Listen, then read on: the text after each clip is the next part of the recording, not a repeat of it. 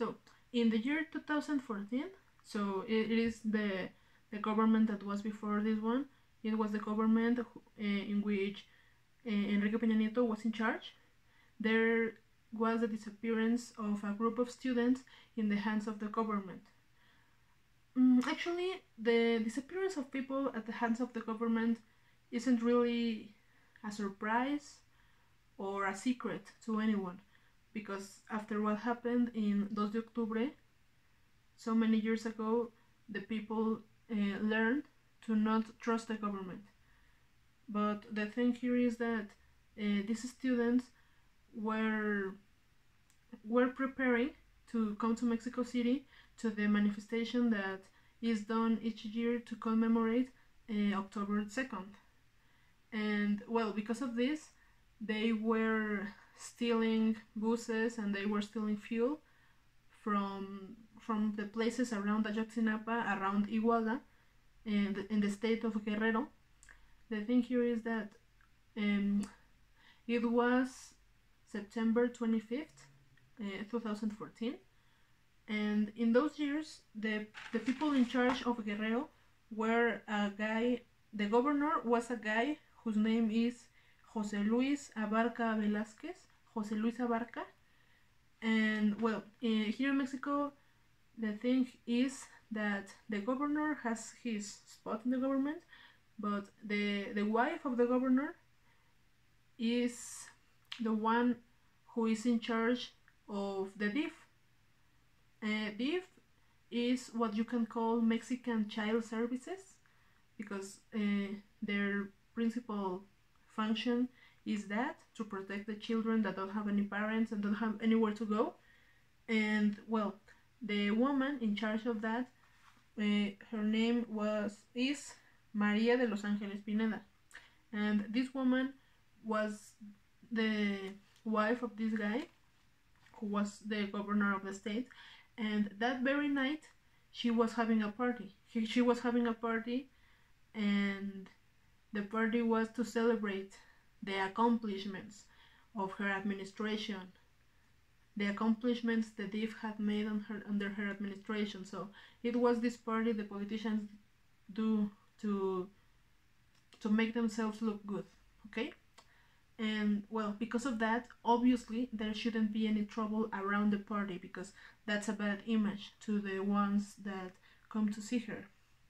And the thing is that the buses that the students were stealing were gonna be around the party, but there wasn't gonna be like an attack or anything.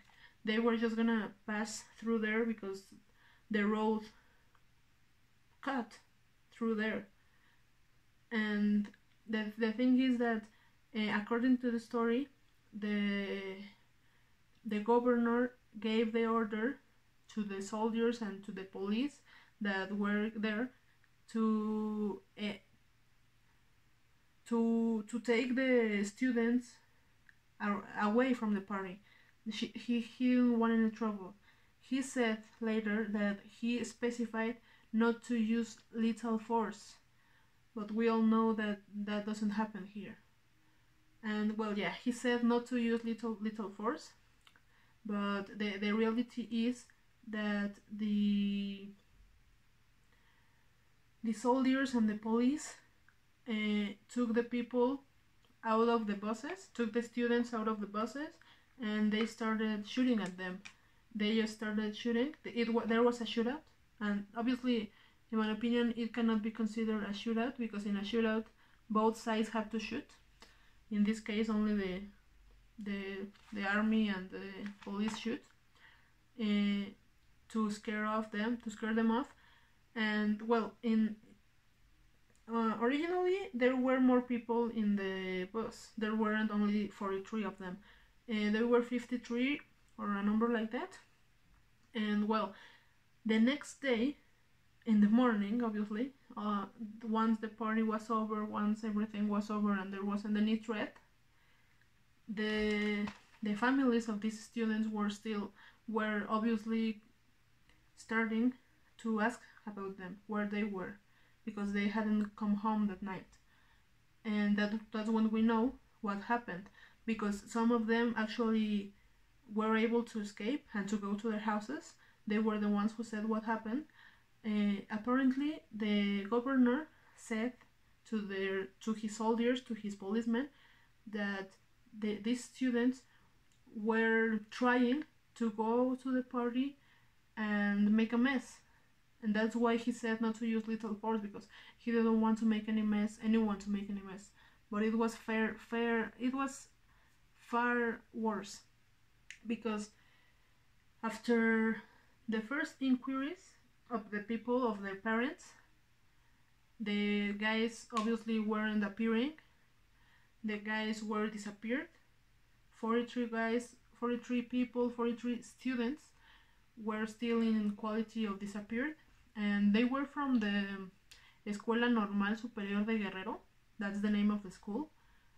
And yeah, that's why even sometimes the story is called 43 normalistas desaparecidos, because the people that go to these schools, to these escuelas normal, they are called normalistas.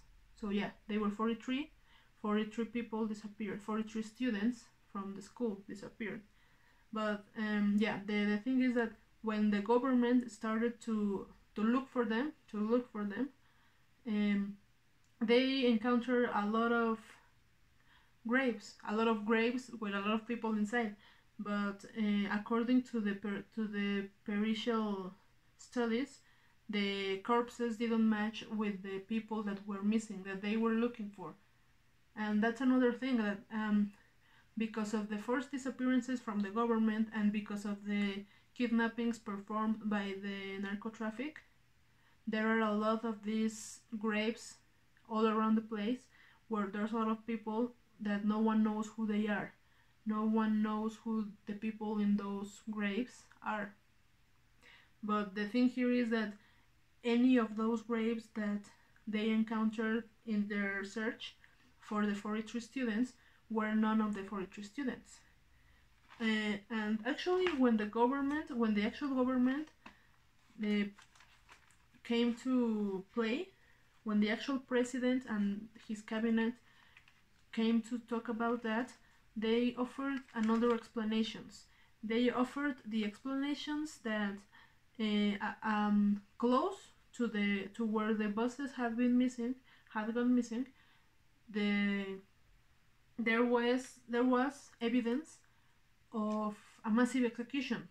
Yeah, there was evidence that all the people had been executed, and that group of people that had been executed had been cremated there, like they were cremated in the open. And obviously that isn't a good explanation, because many specialists came forward and said that it was impossible to cremate so many bodies in that time, in that amount of time. And obviously you cannot cremate people to ashes in the open, because it is open, there's air flowing, there's rain, there's a lot of factors that don't allow you to do that. And obviously because of this, the parents of these students weren't happy with that explanation.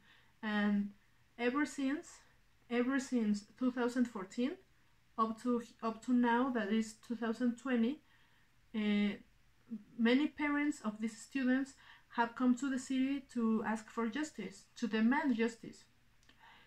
They do manifestations, they even have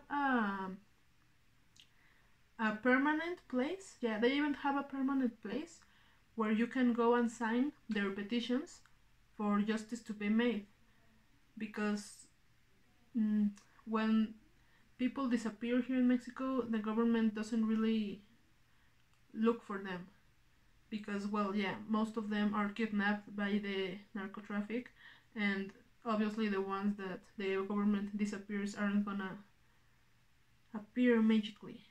So there are lots of groups of people that their whole mission is to look for their children, not only the 43 children, but also other people have their own organizations to look for the children that the narco traffic took from them.